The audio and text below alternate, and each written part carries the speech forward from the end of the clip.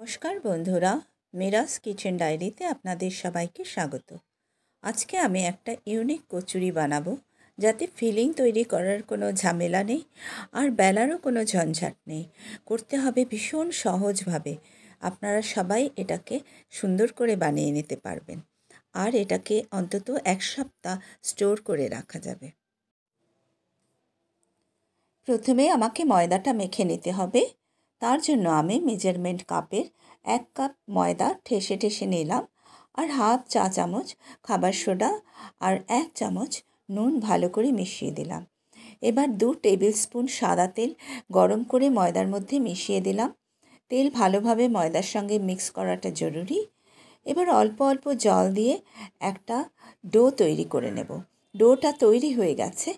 এটা না শক্ত না নরম। এবার কচুরি স্টাফিংয়ের জন্য ঘরে রাখা ঝুরি ভাজার প্যাকেট নিয়ে নেব। এখানে আমি 1 প্যাকেট ঝুরি ভাজা নিলাম আর এর সঙ্গে কিছু মশলা আমাকে অ্যাড করতে হবে। আমচুর পাউডার, চাট মশলা, বিট নুন, ভাজা জিরে গুঁড়ো, গরম মশলা গুঁড়ো আর চিনি গুঁড়ো করে একসঙ্গে সব গ্রাইন্ড করে নিলাম।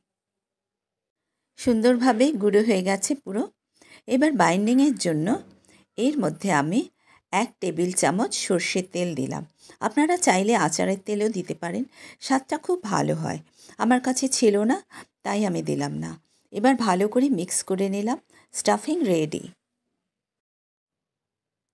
এখন ময়দা থেকে ছোট ছোট লেচি কেটে বাটির মতো তৈরি করে এর মধ্যে স্টাফিং ভরে দেব। স্টাফিংটা একটু বেশি করেই দেব। এবার ধীরে ধীরে হাত দিয়ে চেপে কচুরির আকার দিয়ে দেব। এর স্টাফিং এত শুকনো যে আপনি বেশ কয়েকদিন রেখে খেতে পারবেন। এইভাবে সমস্ত কচুরি আমি তৈরি করে নিলাম। কড়াইতে তেল চাপিয়ে দিয়েছিলাম, তেল গরম হয়ে গেছে।